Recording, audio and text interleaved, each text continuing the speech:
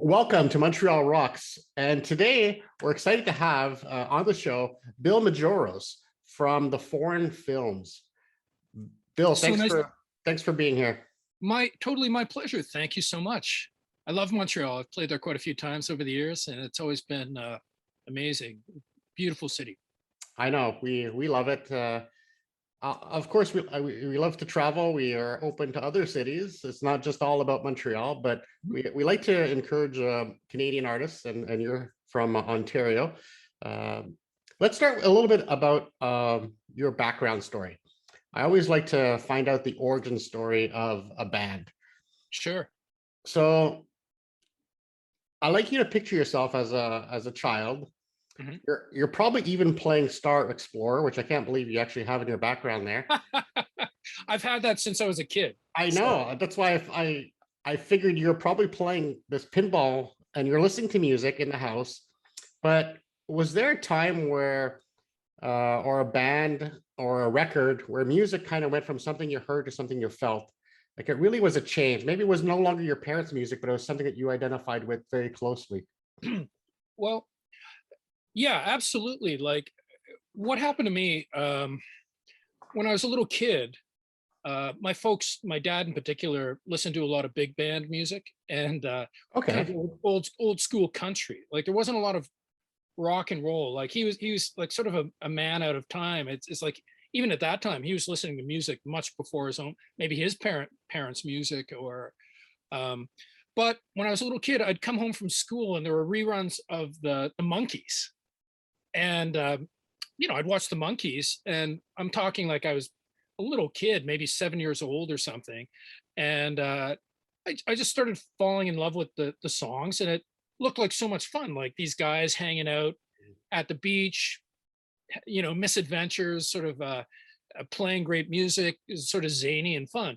And so I talked to my mom into going over to the local record store, which there aren't many left, but it was Sam the Record Man. Did you guys have Sam the Record Man in Montreal?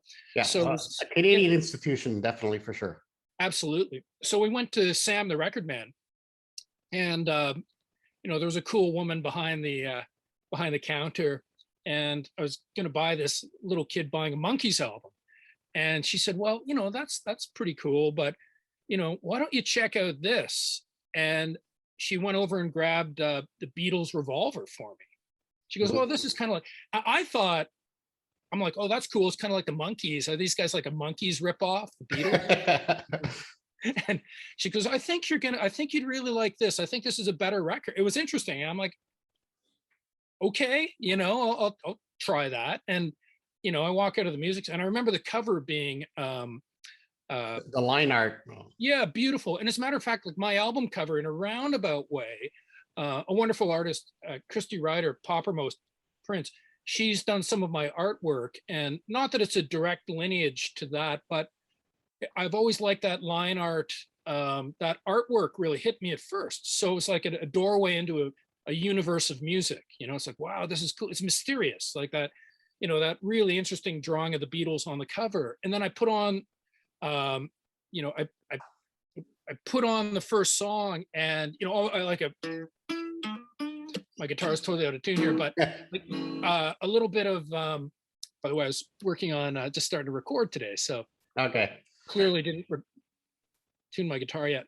But so anyway, heard Taxman, and then Eleanor Rigby, whatever, and it just blew my mind. And at that point, I got deeply, deeply, deeply into exploring music. And I was an only child, but quickly discovered records from my older cousins. And, I guess at that time, a lot of classic rock, psychedelic, Jimi Hendrix and Pink Floyd and Led Zeppelin, all these records they'd give me, and Stones, Beatles, Kinks, Who, all that kind of stuff. And then, so that was my introduction into the Zombies. Were another one of my cousins gave me Odyssey and Oracle, so that was another record. Another cousin had Stevie Wonder, Songs in the Key of Life, a double album. and so anyway, I could talk. I'm such a music fan and music nerd that I could talk about it for hours. But I guess to double back to your original question, the Beatles Revolver, really really opened my mind to music. It was like a whole universe of imagination, and from that time, I wanted to learn guitar and drums, and I kind of started playing guitar and drums simultaneously. And I always wanted to write. I started to think like I'd like to make my own music. I'd like to make my own albums, and from a real young age. I So, mean, you were in the band The Falcons and the Flying Saucers. well, that's when I was a kid with my good friend Brian Heatherman, who's now my record company guru. So that goes way back to when I was a little kid. We could barely even play anything, and then that translated to other bands, and then like you were talking about origin stories. Here in Hamilton, there's a studio called Grant Avenue, owned by Daniel Lanois and Bob Lanois. Daniel produced iconic people like U2 and Yeah. Peter Gabriel, Bob Dylan, you name it. And I was lucky enough my first band recorded at their studio, and I didn't really know the full gravity of all the stuff they'd done, but got to know those guys, and they were really pivotal in my early days of playing. And then right out of high school, I got out on the road and was playing with a band called Flux AD. Flux. We played Montreal quite a few times. Yeah, you supported, and you've also played with the drums with other bands, other Canadian iconic bands. Yeah, I've worked with quite a few people over the years. A band called Universal Honey, which are wonderful CD. Oh, there you go. That's nice. They were at one point the Pursuit of Happiness, and they branched off into Universal Honey. Did a lot of touring with those guys. Wonderful people. And but then over the years, I started to get more and more into songwriting, and kind of started off mostly playing drums in bands in my early days, and then in the coming years, more into fronting bands, singing, and kind of got the courage to get out from behind the drum set and play guitar more. And again, back to that very essence of hearing like the Zombies or the Kinks or the Beatles making my own records, and that led to the foreign films. I just wanted to create my own music that's influenced by that time period, but through my own prism of influences, and of course trying to add something to that tapestry of music, add something new to it. It's important to me to not just be a retro artist, just add something to the tapestry of that music. Well, a lot to deconstruct. First of all, we're on a very similar parallel path. It was my uncle who unlocked rock to me, like Led Zeppelin and all those bands. I remember that moment very clearly, hearing like Pink Floyd and all that. Your mind just gets blown away. It's like, I never knew this stuff existed, and then you just fall in love, which exactly led me down a lifelong path of discovering new music, new genres. Another thing that I know you're a multi-instrumentalist. Probably your first guitar was a little plastic one, but you were left-handed at the time. Well, funny enough, I think in the picture it looked like you must have been like 2 years old or something. Yeah. I'm kind of ambidextrous, or, oh, really? or maybe I'm not good with either hand. So it's like it would be not uncommon. Actually, one of my first, I don't know if it's around here. I keep all my early guitars and drums, and but anyway, yeah, I didn't, you're just trying to figure out what feels good, and I think eventually I switched to right-handed just because there's more right-handed guitars, and it's easier to play right-handed drums rather than have to switch everything around, right? But that's really interesting though about the your own exploration. You kind of hit on something, and like I still feel like I'm always interested in expanding and listening to new things, and as much as I love, like I'll go back to those Zeppelin records, and that actually kind of inspired me to play. Like the drum part of it was very much people like John Bonham and Keith Moon, all those classic drummers. And as I got a little older, maybe exploring some jazz and stuff. But the that early exploration was so important. And to this day, I like to explore new genres. I try not to just get stuck in a rut. I'm always interested in new things. And but yeah, so that yeah, we had a similar path for sure. And I think oftentimes our influences, even though you've got a genre, you've got a very distinct, that psych pop genre, but you can let it get infused by all these new flavors that you're listening to. Like you're saying, you're listening to some jazz, some old blues you've listened to in the past. So all that kind of comes into that mix. And definitely, especially, we're going to talk about the new album and the new single too. Definitely a big hit of Beatles right there. Oh yeah, for sure. I mean, I never do that stuff intentionally, to be honest. Like it just it comes through, right? I just try to as an artist, you put the antennas up and you hope you get a signal from somewhere, and that Because comes through. because you're kind of write a lot. I believe, correct me if I'm wrong, you write a lot by yourself, but you get collaborators so that so you get those ideas coming at you as well. Do you find that you get these songs almost all at once, revealing from the universe, or are they little bits of pieces of a puzzle that you kind of latch onto, and then eventually they form the bigger picture? That's an interesting question. I'm going to say both. Um, and at the best of times, it'll come to you. I look at songwriting as sort of a mantra for life for me. I'm not one of those people that like, oh, I got to do a record, I better write a bunch of songs. I'm constantly that's something I do. Every morning I'm picking up my guitar and scratching ideas down. And I think at the best of times you're tapping into your subconscious, right? Like, so sometimes maybe you wake up in the morning, you're half asleep, and it's like you grab the instrument, and all of a sudden there's a song there. It's like, where'd that come from? Or late at night. And then there are other ones that are like a piece of a puzzle. You get a bit, that's exactly hit on it. It's there are other ones where it's like you get a little, it's like uncovering buried treasure or something. It's like, oh, there's a bit there. That's a cool riff or a cool harmony or melody or drum beat. And then you kind of piece it together. And but really, probably the best ones are the ones that come very quickly. It's funny because that song you're talking about, that I wrote that very quickly, and then there's other songs on the album that I labored over. It's like, okay, like it's like that favorite. Like I love the quote with Leonard Cohen talking to Bob Dylan. He asked Bob Dylan, like, how long did it take you to write "Blowing in the Wind" or whatever song it might be? And Dylan's like, oh, it took me 15 minutes. And then he's like, how long did it take you to write Hallelujah? And then Leonard Cohen's like, 2 years.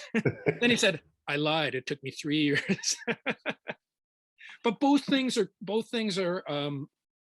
valid, right? There are many ways.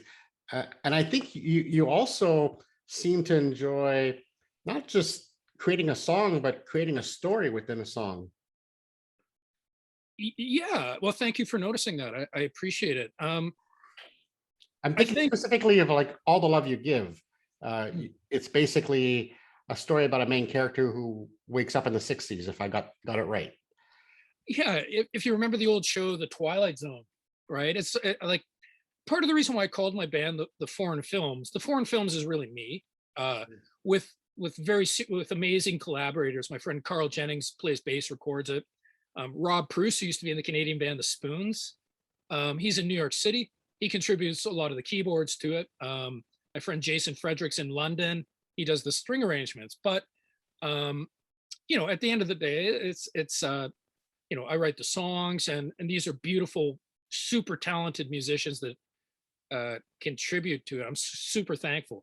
But ultimately, I thought of the name The Foreign Films because as a songwriter, I wanted to create little cinematic stories, like within a pop song within 3 or 4 minutes. You know, maybe at one point in my life I wanted to be a director or something, but you know, I could only 3 or 4 minutes is about good for me. I don't know if I could do a full movie, but I like to tell a little story and try to create characters and scenarios. And yeah, that one, the idea was, you know, a woman like in a Twilight Zone sort of magical magical realism. Like she wakes up and then you're given the chance, like, would you change something in your life? And her idea is maybe she didn't follow her passion or her bliss as much, and so she decides to maybe live a more you know, follow her dreams a little bit more at the risk of being cliche, and Yeah. you know, and be more like be more loving and follow that path. A lot to deconstruct. First of all, to be called a foreign film, most of the film has to be in a different language. So possibly for you, music is the language that makes it foreign, because it's almost a universal language, right? And I Yes. mean, obviously your lyrics are in English, but it's the music that kind of completes that story. So we can not only you know, hear the words, but we can feel the words with the story around it. The other Absolutely. part, sorry, I cut you off. No. That's incredibly astute. That's exactly it. Music is the language, and I guess maybe some of the you know, some of the cinema and some of the things that I've enjoyed are a little bit more driven by with foreign cinema. I'm generalizing, but it seems to be driven a little bit by, it's more plot oriented or psychological, or It's more artistic. It's more, they take more chances. It's more out there. yeah, as opposed to say something that's like an action film. I'm not particularly influenced by that end of it, but I thought, you know, it's Well, you make a great, a viable point. I mean, an action film is that whole Hollywood, like, you know, copy paste, change a few names and re-release it. But yeah. when you're doing a foreign film, normally it's a very distinct idea. And it's interesting because even, I mean, we've had Oscar winners of foreign films lately, which is, you know, that's pretty much never hasn't happened in a long time, I don't think. So it's certainly understood that you don't have to have the recipe of the perfect rock song or the perfect pop song.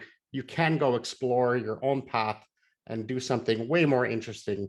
And people will now respect that more, I think, before, because there's too much of the same old out there. So you have to stand out. And I think that's what your music did. It really stood out at my first listen, Oh, which beautiful. I was really appreciate that. No, not long ago. I mean, I've only was introduced about a week ago to your music, so I haven't had much chance to dig deep, but I will. even I think, you know, some of the artistic influences. I'm kind of a visual person. I tend to hear music in colors, you know, and so I think that's the other sort of cinematic aspect to it. Like with, you know, some of the artwork, you know, do I have anything? Got some of my records around here, like one of the records I did, you know, there's that sort of nice color palette of that's my previous record, Mhm. um, and you know, some of my other vinyl LPs.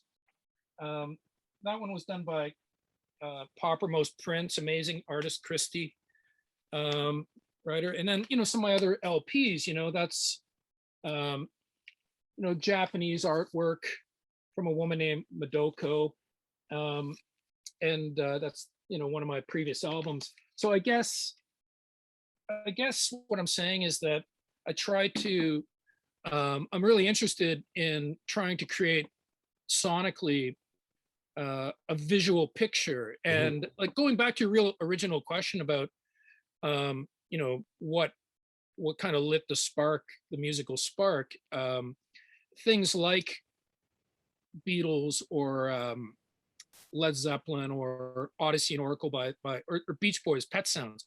All these things had really interesting album covers, and to me, that was the doorway into a musical language. And why not tell stories visually? And also, I mean, it's nice when a writer writes from their own perspective and Mhm. heart and soul and all that. And I do that too, of course. But I find it fascinating if you can create like a little musical world, tell some stories, create characters, use musical colors, or have artistic, whether it's a video or album art. You just want to present like a, like when I was a kid, I loved, it's not a foreign film, but like Wizard of Oz, you know, she steps into that colorful world. I've always been kind of interested in that idea, the Alice in Wonderland idea of trying to give the listener a little journey. That's it. Like just someone, you hear it when you're a kid, Down the rabbit hole. and yeah, you just go, you know, it's like you put on the headphones and go down the rabbit hole. And that's what I strive for anyway, you know. I know that uh, one to your point about the visuals, I bet you I have at least a couple times gone to Sam the Record Man or HMV or whatever other store that was interesting in my town, and I would probably pick up an album just based on the artwork, or maybe the Yeah, name and the artwork put together, and it just intrigued me and go, you know what, I'm gonna blow the 20 bucks and I'm just gonna take a chance. And yep, off more times than not, if that visual creates an impact. I remember very clearly the first time I saw that epic picture of the Clash for London mm, Calling, yeah, that guitar smash. I go, I have to have this album. This picture is just amazing. yeah. Like, I love that cover too. Yeah, for sure. There's certain ones that um, it, like it's kind of an interesting topic. Like, would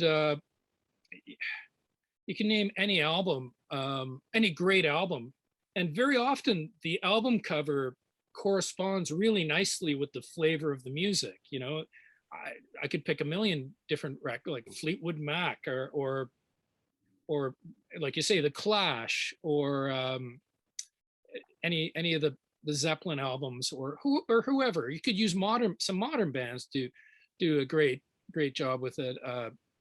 And again, it sets the stage for the music, I think. And I think there's a correlation um, between the visual arts and music. And like I say, I kind of hear music in colors. I try to, you know, when putting chords together or melodies, I'm always kind of thinking like, you know, I tend to hear minor chords as darker blues and greens, and other colors more warm and oranges and yellows. And not to sound too artsy about it or anything, but no, it's just the the way last I artist that perceive it. I've interviewed had the same way of looking at her songs. Yeah, It was all and about color.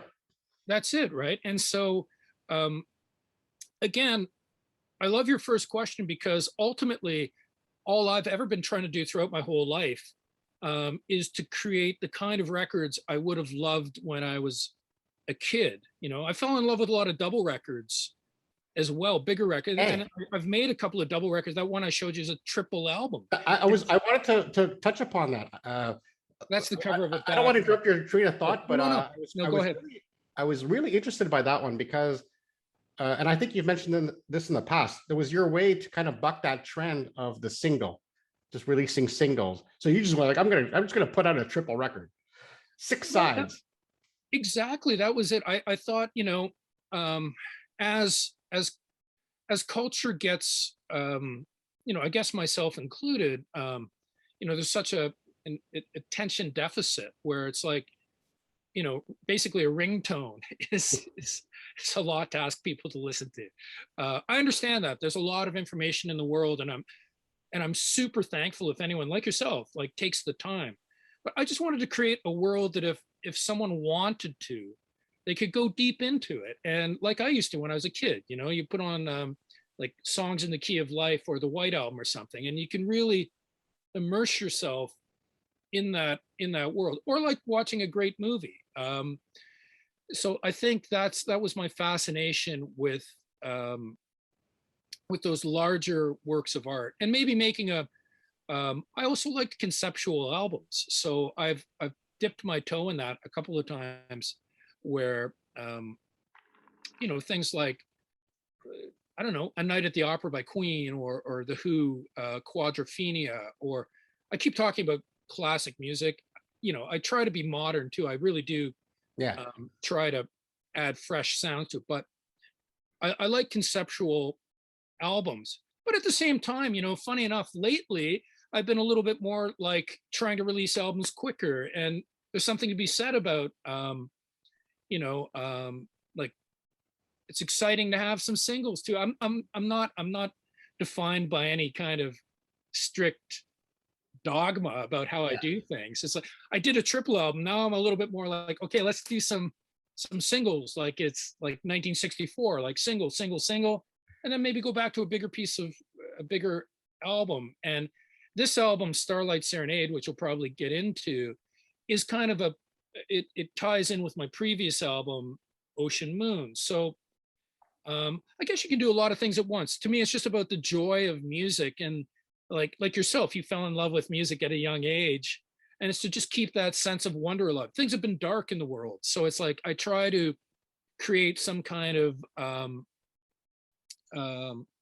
like that feeling of I don't know, like when you're a kid going to a carnival or something. It's like shining a bright musical light when things are I really wouldn't say it's depressing and a dark in the world. distraction, but it's almost a needed distraction from reality. Sometimes, I mean, my vinyl collection is getting pretty big because I kind of obsess over things sometimes, and Yeah, same here. Yeah. I kind of got back into vinyl about 2 years ago. I've got like so many records here right now. It's like it's like I've got all my records kicking around here. You know, it's yeah.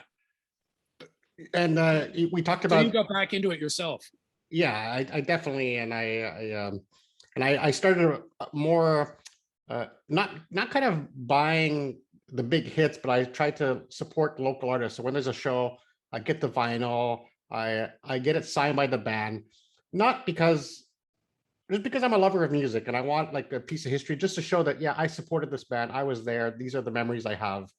It's unlike I don't like taking selfies with bands because it puts them on a pedestal and then it automatically makes you lower. Yeah. So I think that's a weird dynamic that I like to talk with musicians before and after the show, but I like to talk on their level. And that way we can have a real conversation and it's not this weird disconnect. I think when people are into the social media and trying to be an influencer, there's a disconnect between reality and perception. I just Mhm. want to have a real conversation like we are having today. I couldn't agree. I couldn't agree more. I so agree with you on that. It's you know, well, I've been the same way. Like as a huge fan of music, it's just there's nothing I like more than having conversations like this about you because it's exploring. It gives me, you know, you'll talk about something today and it'll give me like, hey, he was talking about this album, and it you go and listen to it and it turns into inspiration. For me, it really is about um like that essence of just good music. And it's fun to talk to other artists and someone like yourself where it's just like keeping that sense of wonder alive about music. And I think I've been lucky about that a little bit. Like earlier you were asking about like the sort of origin story. I've been lucky to stumble into some cool situations like you know the Lanois, you know, who helped finance one of my first bands. You know, then I got to tour, you know, got to play Montreal. And I'm trying to think of some of the places I played in Montreal. Years ago, I used to play quite a bit. Club Soda, is that still around? Is that probably gone years ago? It moved locations, but it is still around. Okay. Yeah, I remember playing there years ago and some festivals. And then, you know, and through the course of that, I've been lucky enough to tour with, you know, a lot of bands that practically every band you could imagine in Canada that's had some success. I probably opened for them, Yeah, and the hip, you've done okay, Alanis Morissette, yeah, if I yeah, remember correctly. yeah. We used to have the same managers as the Hip too, actually, years ago, and yeah, Alanis Morissette, and um, all kinds of interest, like Echo and the Bunnymen, all sorts of interesting Oh, wow. people. I loved those guys when I was in high school. Yeah. Robin Hitchcock and you name it. Like and for me, it's the same way. It's not like putting. It's not like I was happy to play those Alanis Morissette. You know, it's cool. Like Actually, you know, you pull up suddenly. You're going from playing little clubs and you know get to do a pretend rock star gig and play a stadium. It's like, wow, this is cool. But at the end of the day, it was fun to talk to Taylor Hawkins, who was playing drums with them, and just be a geek and talk about Queen or so. I forget. Like I think. Allow me my geek moments. Oh yeah, sure. We did talk about the Clash earlier. What's the connection between the Clash and a blue cooler? The Clash and a blue cooler. Have you maybe had some beers from a yes, blue? yes. Okay, yeah. Here's the. Oh, you go deep into things, don't you? That's really interesting. My good friend, who my fantastic lifelong friend Brian Heatherman, who now helps with some of our like helping me put out the records. You know, I'm super thankful. Wonderful guy. But we've gone on all kinds of musical adventures over the year, down into Mississippi to the juke joints in the middle of nowhere, checking out obscure blues and like rock and roll stuff in Austin, Texas. We've had Texas, South by Southwest. We've had all kinds of interesting rock and roll adventures. And one of them has to do with, because obviously you're a Clash fan. We went to see Joe Strummer, and afterwards, he might have been working for the record company, or this goes back a few years, but he's like, hey, Bill, do you want to, we saw the show, and then he's like, hey, do you want to go back and you know, we can go backstage and hang. And I'm the same as you. Like I have huge, like, you know, incredible respect for all these people. But again, you don't want to impose, or you don't want to, and you know, there's certain characters where you think like, you know, maybe most of the people I've met have been absolute sweethearts. But then there's other people, it's like, you don't want it to tarnish that, you know, like never meet your heroes thing. That's exactly what I was gonna say. I thought, like, I don't want to catch Joe Strummer on a bad moment, you know, where it's like, because he, you know, he's got that strong, kind of aggressive persona. So I'm like, okay, sure, you know, as long as we're not bothering anybody, cool, that would be fun. So we walk backstage and we go into this dressing room, and I'm expecting there to be like a typical, like a bunch of people, and you kind of like, you know, you just want to be subtle and go backstage and kind of blend into the crowd and like, hey man, great show. And yeah, the fly on the wall. But we walk in and it's like Joe Strummer and like the two other guys from the band just sitting there. There's like bright lights, and they're like, hey, hey guy. And it felt like we were intruding, right? And it's like I was just about to say like, sorry guys, like see you later. And he's like, hey mates, did you like the show? Do you want a beer? And he like cracks a beer open, and he was the friendliest guy. And he was just a beautiful guy. And the first thing, next thing you know, oh, you look like you play. What kind of guitar do you play? And we're geeking out about, oh, you have a Rickenbacker, and we're like, and so he's just a really, really down to earth, wonderful guy. And I find more often than not, I've had fun experiences like that. I got to play the Cavern Club and CBGB's. Hung out with the original drummer from the Beatles, did a bunch of shit like Pete Best, and it's just a sweetheart. Like, and I would never intrude about questions, but I asked him the question. I said, how did you learn how to play drums? And he's like, well, me and my mates went down to the docks and we'd get the blues and jazz records. You know, you couldn't find them at the regular stores, you know. And I'm thinking, you and your mates, like John and Paul and George, that's pretty amazing. And again, not to put people on, we're all just humans, and but it's beautiful to hear those inspirational stories, and playing those places. It just as a music fan and nerd, it's cool to, you know, to go to a place like CBGB's and or the Stone Pony where Springsteen started out, and the Cavern, of course, where the Beatles played. That would have been and every once in a while you get those cool connections. It's funny, just the other day, I sometimes play guitar with a wonderful friend of mine. His name's Steve Eggers. He has a band called the Nines. And just the other day, Springsteen featured a song that I think I played guitar on. I played guitar on a lot of Steve's. I'm not sure, but it's Steve's band, the Nines, and Springsteen has a radio show called From My Home to Yours or something, and featured a song. And it's like those little moments are. It's just nice to connect with artists that you're inspired by, and always trying to just sort of elevate yourself to a higher level of creativity. And occasionally that comes back, and it's nice to be able to, like you're saying, not elevate anybody, one person better, worse, whatever, but to just maybe make a creative connection so it can inspire your work moving forward. It's kind of funny because as a journalist, I have access sometimes to backstages and things like that. And, at first you kind of go a little gaga, but after a while, you realize that, especially after all the interviews I've done, I just enjoy talking to people. I like making those connections, just have the conversations. I happen to really enjoy musicians because I find that they're more open to having a deep conversation because they're creative and they can go do some introspection. They've delved into their feelings and they're able to express themselves well. So that's why, I was even thinking about the difference between an actor and a musician, where an actor will take on a role. They'll pretend to be somebody else, but a musician normally you're not pretending. You're trying to discover yourself and share that Yes, with the world, and that's how you make a connection. absolutely. And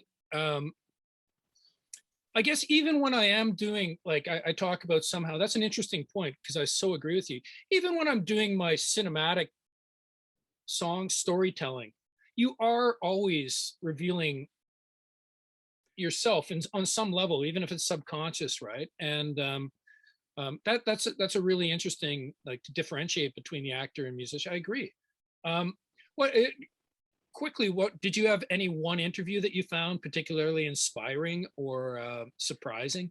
Well, thank you for asking that because I had a thought and then I lost it and now it's come back because I do have a link with the Beatles. Oh, okay. Uh, I believe it was 2 years ago now, where it was the anniversary of the Love-In at the Queen Elizabeth Hotel, Yeah.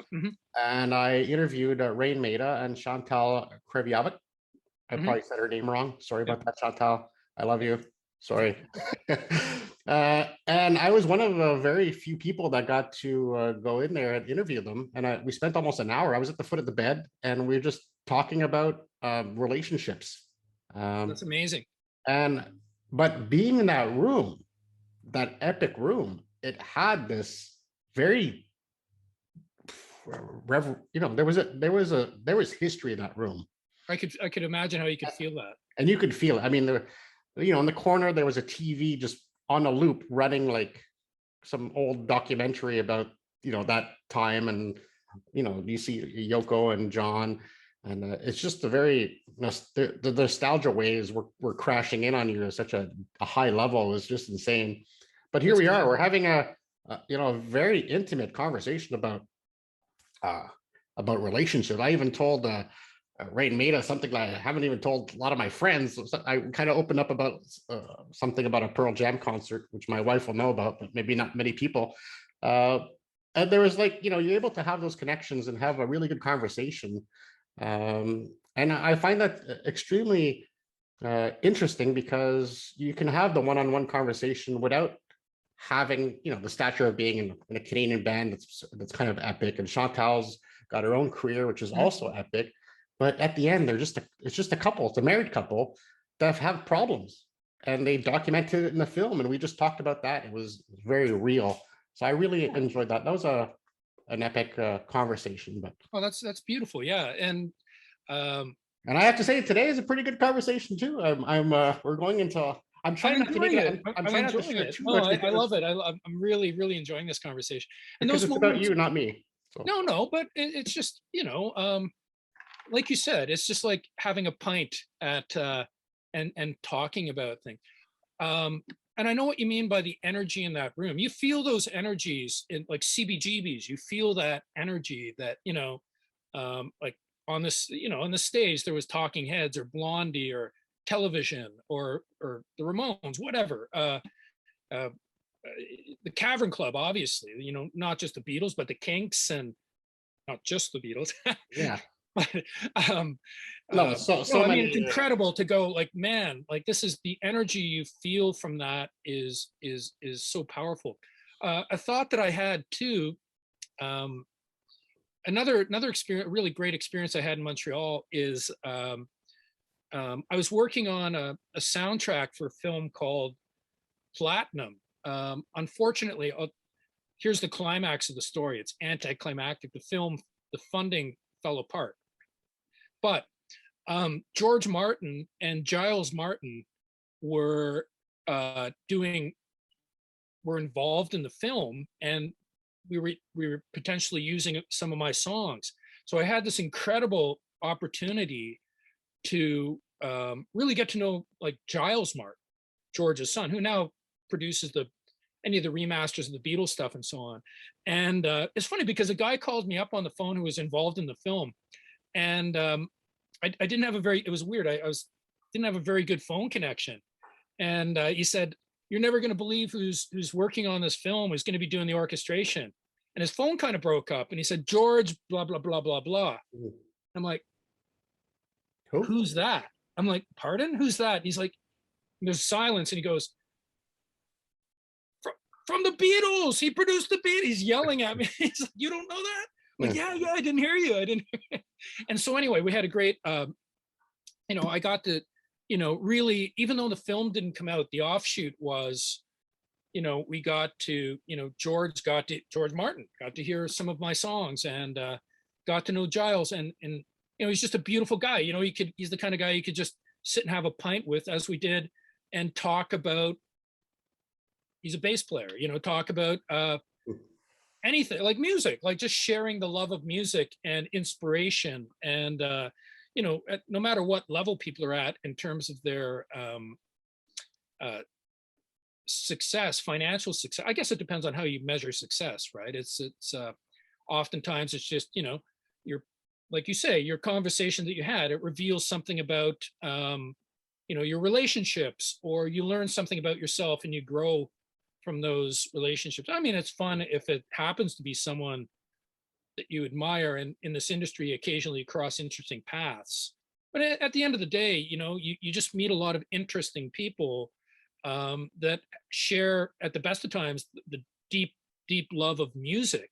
So you come away from it inspired. And a quick thing about that Montreal meeting with John and Yoko. There's a great film called I Met the Walrus. Have you Okay. seen that? No.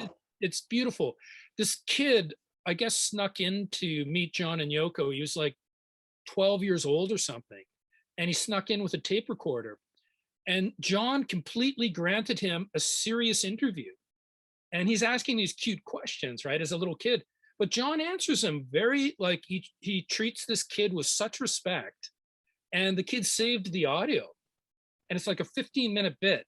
And later on in life, he put that to animation. And it's gorgeous. It's a really, really beautiful little film. You're tapping into something, a memory. I'm pretty Worth sure watching. It's beautiful. I Met the Walrus. I I will would look for highly it. recommend it. Um, I want to kind of like, I know this album is coming out at the end of the month, and there's a lot of, the pandemic has caused a lot of undue stress on many of us. Oh And yeah, my album. I forgot. I'm talking about this stuff. But it's yeah, fun to talk about all this because it's all about the love of music, right? And yeah. hopefully it channels into this album. So sorry, go ahead. Well, you once said that limitations often create the best art. So I wanted to see, the pandemic has caused a lot of limitations on being together for a certain period of time, being able to meet bandmates and practicing, being able to go on stage and play in front of real life people. How have these limitations helped you in the creative process? Because sometimes when you take something away, it kind of gives you something else. So has it helped you in the creative process of this new album? Oh, 100%. It's really helped me focus on the writing aspect of things, right? Because I actually started playing sort of a game with myself to try to write something every day. And so as a result, I've never written more in my life. And it's because of that limitation, because I haven't been going out and playing. And I was always a lifelong touring musician, and sometimes gone for like 3-4 months at a time. And but now just being at home, it really forced me to, in a good way, to really delve into the writing aspect of it. And also at the very beginning of the pandemic, we put out an album called Ocean Moon. Mhm. And I wouldn't have gotten the album, I don't think I would have finished it as quickly. Um, and it because of everything that was going out on in the world, it allowed me more time in the studio. And then to also be able to turn around a year later and do almost a counterpart album to it. It stands on its own, but Starlight Serenade, I don't think I would have gotten these albums done so quickly. And I really like the kind of creative flame. Like it's really the spark was it helped light a creative spark in the studio. And I think all of my efforts were then put into the recording. And it ended up being also, like you talk about limitations, there's also some great opportunities where, like, I'll typically lay down the basic guitar, depending on if I've written it on piano or guitar. Mm. Put down like piano and voice, or guitar and voice, and then I'll put on the headphones. And well, then actually usually Carl comes up with a great bass line, and then I'll put on the headphones and go and play drums to it. But like, again, it's the imagination. It's like, in my mind, I tried to keep it very live. I tried to not splice and dice too much, like to really make it like this is a performance, and put on the headphones and pretend I'm playing at a club or a show and it's live, and really try to keep that spontaneous aspect of the recording. So simultaneously, even though there's a lot of studio time, we really made an effort to make it as live off the floors, as human as possible. Because I think, like, right now too, there's so much music that's computer driven, and that's totally fine. Mm. Everything's quantized, everything's auto-tuned, everything is like duh, duh, duh, duh, duh, and that's totally cool. But I wanted to show some humanity. Like, maybe the drums, maybe there's a part where it speeds up a little bit or slows down, or like I get excited Okay. about it, so we go for it. Or the bass, hits a couple notes, a little growls more, or it's and to try to capture that kind of imperfect perfection of, I love that. And so I guess the limitation, ironically, of not playing live helped channel some live energy into it, if that makes any sense. Yeah. And I think if I think about it, I think a decade from now, we're going to look back at this time and we're going to see what are the bands and the musicians that are doing it for the love of the music, and in which we're doing it for the wrong reasons. Because if you're doing it for the wrong reasons, maybe to feed your ego, well, that hasn't been happening because you're not on stage. So you'll die off quickly because you're not doing it for the love of music. And I think a band like yours, who definitely has a love of music, I mean, we could talk for hours, and we Mm. probably will again next time you're in Oh, I'd town. love to, anytime. Definitely have a pint. This is fun for me. So I truly think that some of the artists that are really will come out of this with a renewed energy are those that kept in it, not because of the feeding of the ego, but for that just love of creating music. And like you said, if you gave yourself a challenge to write a song a day, obviously music is something you love, and it's going to come out in whatever you produce.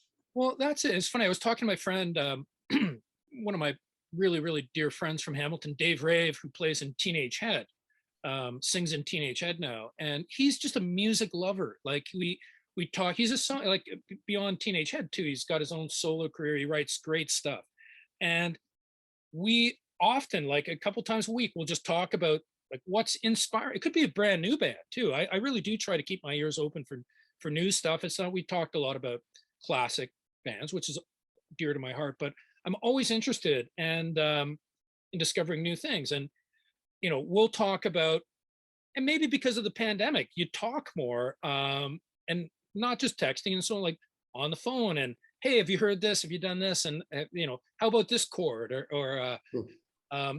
and also my connection with, like, say, someone like um, Rob and by the way, I definitely recommend Dave Ray, a great Canadian musician, huge influence on me. His Teenage Head stuff, but his solo stuff is spectacular too.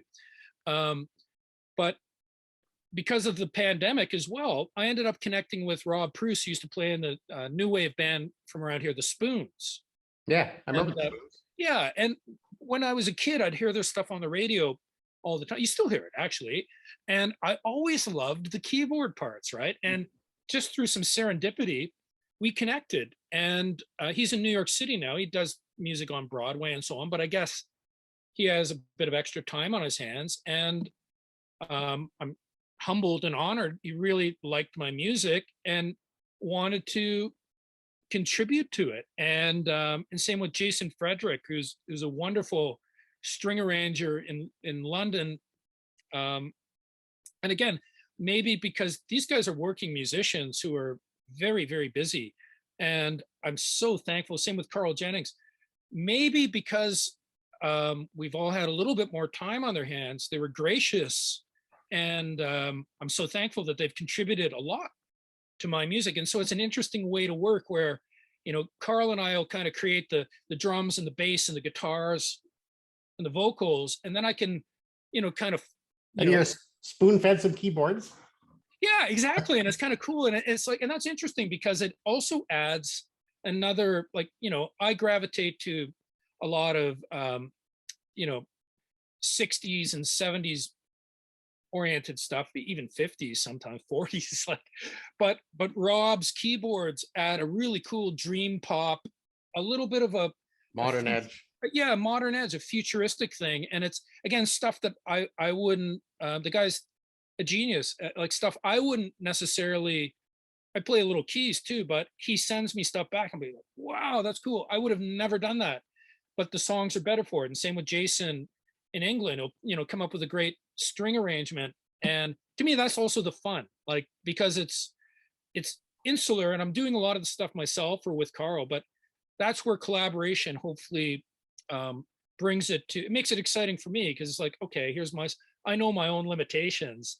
That's another kind of limitation. I've got my own limitations as a and collaboration allows you to break through. Yeah, and suddenly it becomes like on the song "All the Love You Give," it sounds like horns, but that's like there's a part where it's actually Rob playing I think like a Moog synthesizer that's kind of like and I would not have come up with that part. Like it's a really cool little addition to it, and same with Jason adding some strings. So doubling back to your question, those limitations force different creative, ironically, it can help you expand too, I think. And the limitation that's left is July 29th when the album comes out. So when you get to hear the whole thing as a whole, the way it was meant to be heard, and of course vinyl, the way it's music is meant to be heard, in my opinion, something more analog than digital, and pick up a copy. Yeah, I'm hoping because of for the next little while, because of the situation these days, the album won't be available on vinyl right away. My earlier triple album is still available, a few copies of that left, but the new one's going to be digital first and CD, but the vinyl will follow. Yeah. So be patient and stay. A lot of the people that tend to like my music do enjoy records, as I do. And I'm sure you are too. I love that. So bear with me and stay tuned. But I'm super excited about the new album. The other thing I really tried to do is make every song. I feel like there's good singles, and that is important to me. No fillers. That's it. I try to make every song. Song number 9. 31 said all fillers, no killers. No, all killers, no fillers. Exactly. And you that's what I strive for anyway. I really feel like it's a good, solid record that a lot of heart and soul went into it, and all you can do is put everything you've got into it at that given moment. And I feel like I've really been channeling everything I have into these records creatively, and I just want to create in this world, create something positive, right? Like put something. I remember hearing Brian Wilson talk about pet sounds. It's like he wanted the listener to feel loved, And I think that's a beautiful idea, because there's so much anger out there in the world, and people are afraid, and there's lots of tension politically. And I wanted to provide a musical antidote to that, like to get something just put in my own tiny little way, just give someone a bit of musical sunshine. And I really, really hope that, you know, a few people listen to it and love it. And I hope it maybe inspires them to do something cool creatively, or, you know, makes their day a little brighter. I think it was Blue Rodeo who talked about seeing the world with rose-colored glasses, and you know, sometimes music is a way to deal with the pressures that we have, and it's a little escape. And watch a couple foreign films, auditorial Yep. foreign films, and we look forward to the album coming out at the end of the month on July 29th. And pre-save and support your local musicians from Canada. Absolutely. And look me up online. You know, I'm on Instagram under Bill Majoros, the foreign films online. And I really do like responding to people. You know, it's like, I love, you know, I'm always interested in connecting with music lovers. So, you know, please reach out to me. And I like hearing other bands too. You know, I think there should be, like, I'd love to hear some from some Montreal bands. That I know there's a great sort of psychedelic pop scene in Montreal. You know, I'd love to connect with some of those people, because there's some really quality music happening in in Montreal. Like, obviously there's some of the bigger bands, of course, like Stars and Arcade Fire and so on. And there's all kinds of Maybe we can great psych maybe pop. we can create the foreign film festival. That would be great, you know. And like down the road, I'd love to play Montreal with some other bands, or they can play Toronto, Hamilton. So anyway, you know, that's one of the other things. Like, let's connect. And I would be honored if people listen to the new record, Starlight Serenade, and you know, share it and get it out there. And likewise, Leave your comments below. Pardon me. Leave your comments below. Yeah, absolutely. And let me hear, if, you know, musicians that have the same mindset, reach out to me, and I'd love to connect, you know. So Well, thanks for your time, Bill. We went way over my 15 minutes, which I expected we would do. So obviously we went deep into conversation. We went through your origin story. We went through the process of storytelling through music. Great conversation. Thank you so much for dropping by and chatting with us. I deeply appreciate it. I really do. A beautiful conversation. Absolutely. And likewise, I loved hearing some of your stories. Wonderful. Anytime. Let's connect again.